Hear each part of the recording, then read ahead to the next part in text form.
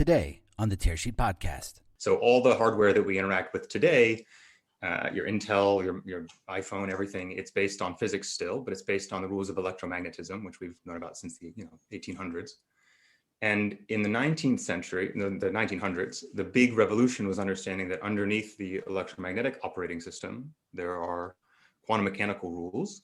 And the idea behind quantum computers is to take advantage of these features and this new power that's in quantum physics and make computing technology based on those new rules. And it turns out that, and we can talk a lot more about that, in a lot of cases, it opens up radically more powerful kinds of computing. Welcome to the Tearsheet Podcast. I'm Tearsheet Editor-in-Chief, Zack Miller. It isn't often on this show that I'm completely out of my league. Our two guests today are scientists focused on quantum computing. IBM's Stefan and Will and Goldman Sachs' Zeng join me on the podcast to discuss some of the recent findings they made in quantum computing's ability to address derivative pricing. I clumsily navigated my way through the interview, but my two guests did a great job explaining why they're so excited about quantum computing's application of financial services and how it'll change the rules of the game. And they did it in a way that I think you can understand as well. They're making big strides in bringing this technology to market. And even though we're still a few years away, a financial ecosystem is already growing up around this massive shift in technology. Hope you enjoy my discussion with IBM's Stefan and Will and Goldman Sachs' Zeng. Yes, hi, Zach. Thanks for having us here. My name is Stefan Woerner from IBM Quantum, and I'm leading the applications research and software development for quantum at IBM. And Will, can you introduce yourself and what you do? Yeah, my name is Will Zeng, and I run the quantum computing research group at Goldman Sachs. My background's been in quantum, so I've worked on hardware for quantum computing systems in academia and startups. And at Goldman, we're looking to use this technology, and our research group is developing those applications. So Will, I'll just ping pong it back to you. So maybe we'll start with what is quantum computing? Yeah, right. The big question. So broadly, it's a new way of making much more powerful computing hardware. So all the hardware that we interact with today, your Intel, your iPhone, everything, it's based on physics still, but it's based on the rules of electromagnetism, which we've known about since the 1800s. And in the 19th century, the 1900s, the big revolution was understanding that underneath the electromagnetic operating system, there are quantum mechanical rules. And the idea behind quantum computers is to take advantage of these features and this new power that's in quantum physics and make computing technology based on those new rules. And it turns out that, and we can talk a lot more about that, in a lot of cases, it opens up radically more powerful kinds of computing. Great. And now, Stefan, what is IBM's interest and what is your interest? It sounds like you're part of an organization that quantum fits into a variety of different things that you guys are studying. What's the interest in quantum at IBM? So IBM is covering the full stack for quantum computing. So we have a large effort building the hardware, and building these quantum computers is very difficult. And this is really like taming nature at its extreme. And so we are building this hardware from the foundational research to now the first systems that we offer for our commercial clients over the cloud. I mean, these systems are still at a size where they are used for research, so they can't run a productive problem yet. But still, since they are so different, you need to learn how to use these systems before you can really leverage them. So learning how to use them makes sense right now before really the large scale systems are available that run a productive workload. So that's the one side, really the hardware research and development and making this available to our partners. But then on top of that, we have also the development of the control software, of the application software, like for optimization and things like that we have software tools that people can use, whether that's now quantum researchers that look into how to improve algorithms, or whether that's application subject matter experts that want to see how an interface looks like, how things work at a small scale. And then, of course, this application level where we do research and where we really want to understand for the different industries what are applications, what are problems that today we are struggling solving them with classical hardware, where a quantum computer can help. And this is a project or an area where actually we collaborated now with Will and found this first joint paper that we published end of last year. And how long has IBM explicitly been working in quantum computing? IBM is working on quantum computing already since quite a long time. I think in the 80s or 90s. So really like for decades, laying the theoretical foundation. So some of our colleagues, like Charlie Bennett, they really were the pioneers of quantum computing. And since then, we contributed to that through all these years on different levels. Of course, in the early years, this was really on the foundational level from the theoretical point of view, but also foundational hardware research. And since 2016, we have the first quantum computer available through the cloud for the public and for our partners. Back to you, Will. What are some of those, I guess, big problems that you and your team are looking to solve in finance up front with quantum computing? Yeah, so one of the reasons that finance is so exciting for applying new kinds of commercial computing technologies is that we have a lot of mathematical problems that are pretty easy to specify, and that there's been a lot of incentive to work with, existing, we call it classical computing hardware, non-quantum. The old generations of hardware have been optimized aggressively in a lot of cases. So there's a real need for new thinking. And so there's three broad categories that we're looking at right now. The first is in what I call broadly simulations. And so here, like the paper that Stefan alluded to that we worked on was for the pricing of derivatives. But kind of broadly what underlies it are risk calculations. The math setup is, calculating expectation values of stochastic processes, functions on stochastic processes, which comes up all the time in finance around risk modeling or pricing. So simulation is the first category. The second is optimization. And there are a lot of hard optimization problems across financial services, portfolio optimization being maybe like the sort of most obvious one, but they come up in all sorts of places. The third category is machine learning. And here there's applications in trading, but there's also applications in things like anti-money laundering or avoiding fraud. And those three categories are already really, really large. And so what our research group is doing is trying to pick out more specific benchmarks where we think that quantum computing could be most useful first. But those are kind of the big broad categories we're looking at now. And in those three buckets, did you list those in order of complexity? I guess was there Right. some sense around how you ordered them? Yeah. Yeah. So the first two, simulation and optimization, are ones where we have a pretty strong handle on theoretically how much better quantum computers could be. So there's multiple, sometimes really theoretically how well a quantum computer could do, and sometimes it's a little bit more try it, experimental, and see. Mm-hmm. And our ability to try it is currently limited today because we Stefan's working really hard on it, but we've still just got prototypes. So the simulation use cases and some of the optimization use cases that we're excited about are ones where we have strong theoretical proof of big possible improvements. So for example, in derivative pricing, at a theoretical level, you can show very generically that you can get, tens, hundreds, or 1,000x speed up in certain kinds of theoretical models for how to do the problem. And so then what we do is try to take that theory and apply it.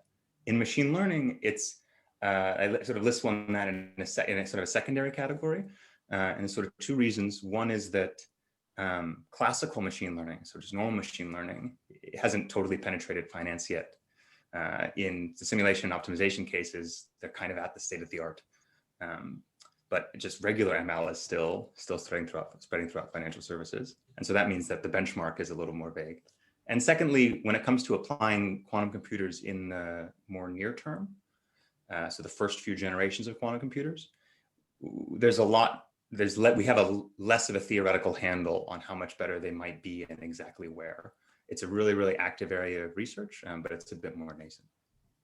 Right. So when you made those three groups, what I thought in the little knowledge that I know about this space was like those first two buckets were like, we're already doing those, and you get a feel for how much better quantum or how much faster quantum can do it than existing methods. And when you think of that third category of machine learning, it feels like quantum may be able to open up things that we're not even asking questions about yet, or we're not even thinking about yet. Is that accurate in that description? Yeah, I mean, I think actually quantum might be able to unlock new ways of thinking about all categories, right? Because the steps are potentially 1,000 times greater or even more for certain kinds of risk calculations or things that you do, open up new business opportunities. You can automate things that you couldn't have thought to automate before. You can make different kinds of risk calculations that you didn't have, that weren't accessible before. So it's not, I think it might have transformative potential across all three. Mm. Got it. Thank you. And Stefan, where do you think we are in this whole evolution? Like how far along, how mature are we as you're thinking about, the maturation of quantum computing? Like where are we today? And where do you think we get to in just a few years? So at the moment, we have the first devices that have like 65 qubits, for example. This is the largest device that we make available in the over the cloud today. And over the next couple of years, we plan to reach the first devices with like 1,000 qubits or more. But here we talk about noisy qubits, and some of the algorithms that Will mentioned, and where we have this strong theory behind, they require what we call a logical qubit. And the difference is that from physical noisy qubits to a logical error-corrected qubit, you have to introduce an error correction scheme. And here you encode one logical qubit by multiple physical noisy qubits. And this overhead can be quite significant. So this can be in the hundreds or 1,000 of physical qubits per logical qubit. So here we certainly have a little bit of work to do, and we hope that around 2023, when we reach the first chip with 1,000 plus qubits, that we can start studying this or demonstrating this first logical qubits and leveraging this, and that we then scale within this decade to large scale fault-tolerant error-corrected quantum computers that then can demonstrate quantum advantage within this decade. So this is if you look at the hardware roadmap that we also published, this is the way forward, and we hope that by end of this decade we really have these large scale quantum computers that can run error-corrected workload. Now, in the way to get there, we are in this near-term compute era where we have these noisy qubits and where we still try to make the best out of them, even though we do not have this strong theory behind or this error correction. And there's already quite a variety of suggestions on algorithms for these noisy devices, whether this is on machine learning or optimization, and we are investigating what can be done with those and where can we expect some speed ups or some performance improvements. And this will be also very interesting in the coming years to see what we can do with this with these smaller scale quantum computers in these different areas. And Zach, yeah, actually, please, Bill. Will, it might be sort of worth mentioning when you think about where the field's going, just the trajectory that it's taken and the growth that's happening broadly. So the first prototype quantum computers have only been available in the last couple of years. And the investment in the space, which, when I started and Stefan started, was, just a thing that some academics and some deep research groups like IBM did. There's now been about more than 20 billion of global, government and public research funding announced from the last few years. There's about almost 1.5 billion in private VC investment that's gone into the space, when the first company in the space was like 5 years ago. So the growth and trajectory is really encouraging, and I think that leaves us kind of optimistic that any timelines today, really might come in, and we see a lot of innovation happening. And so, Will, can we talk about I guess, some of the findings that you found in the paper that you recently published on derivative pricing? Yeah. So, I mean, derivative pricing is obviously a really, really ubiquitous use case. And it's a very concrete use case where we know that there's some theoretical speed up from quantum computers. It's what's called a quadratic speed up. So that means that, if I need to increase if I want to make my simulation on a normal computer more accurate by a factor of, let's say, 100, then I need to use 100 times more classical compute power, but I would only need to use 10 times more quantum compute power. And that kind of scale. So if it's 1 million, then it would take 1 million. If you want to be 1 million times more accurate, you need 1 million times more classical and only 1,000 times more quantum. Now, that's still in a theoretical model. So like, theoretical computer scientists. And so what we wanted to do with this research in collaboration with Stefan was to take those theory numbers and make them concrete. So we wanted to say, as far as we understand it today, what are the real specs of a quantum computer that we would need for versions of derivative pricing that like my colleagues in global markets would care about. And so those specs are, things like the amount of quantum memory, the clock rate of the quantum processor, and the error rate. Stefan alluded to the error rates being kind of high. And so what is the actual target error rate that you need? And in doing that, we learned a lot. We learned that a lot of the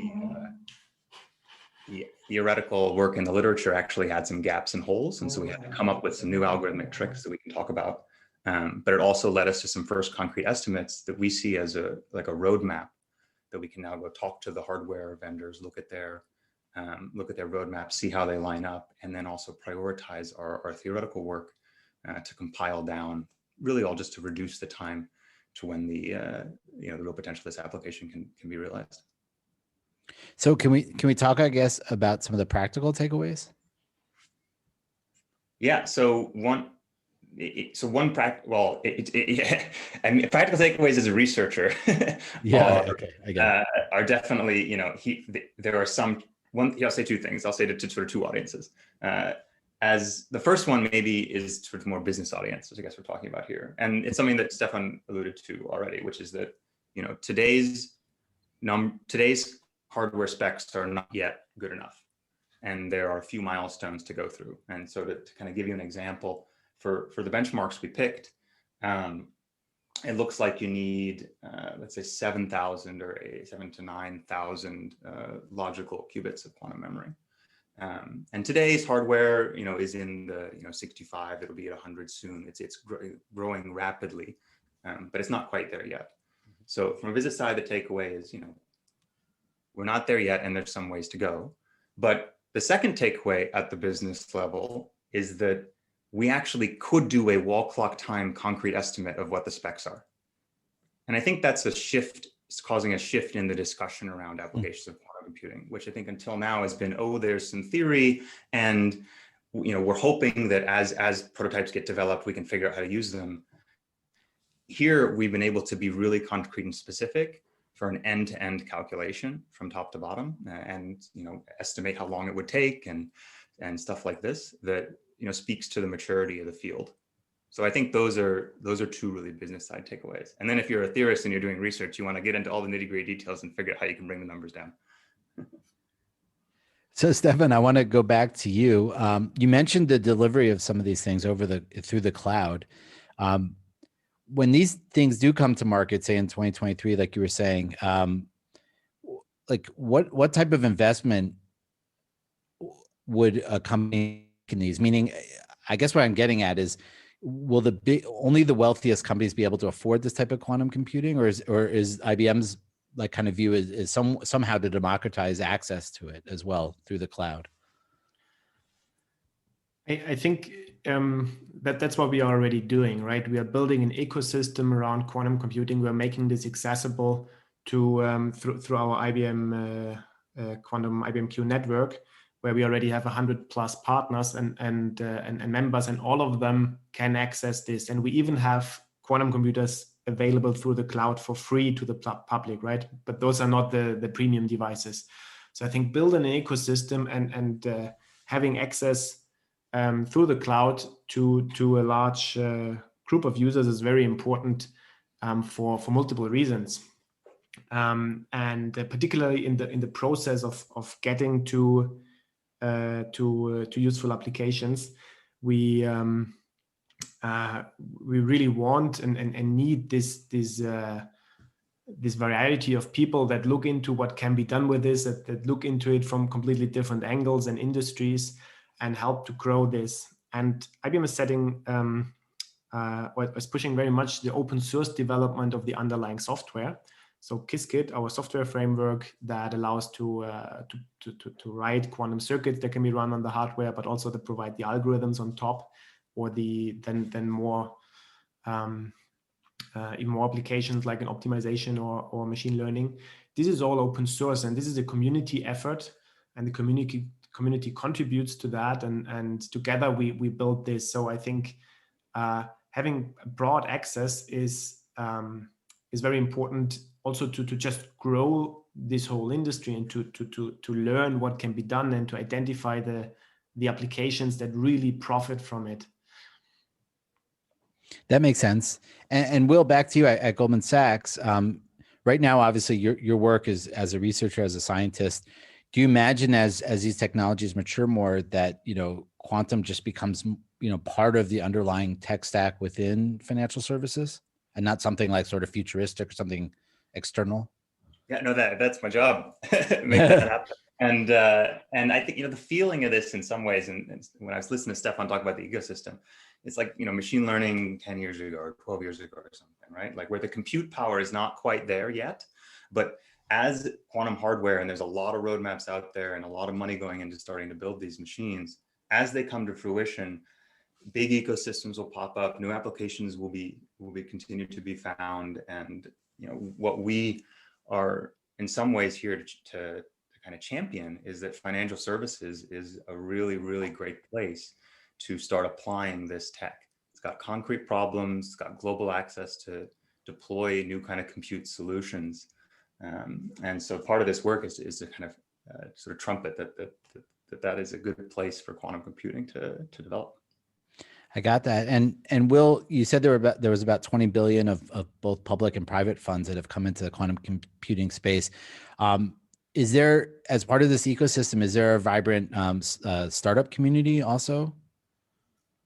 Yeah, it's, of the like 1.3 billion in the last couple of years in private VC investment, like, I don't know what the percentage is, but a majority of it is in like the last 2 years. There's maybe 150 companies, if you sort of think of quantum tech a little broadly, because there's a whole stack of things here, right? There's people who make hardware, there's people who make control systems for the hardware, there's people who make software or do applications research. And that's really global. I mean, you see startup, a lot of the big ones are in the US, but also in Europe, Australia, Japan, Netherlands, France, Germany, UK. It's starting to emerge into a real industry. Will, Stefan, thank you both for joining us on the Tearsheet Podcast today. Great, thanks, Zach. It was a pleasure. Thanks.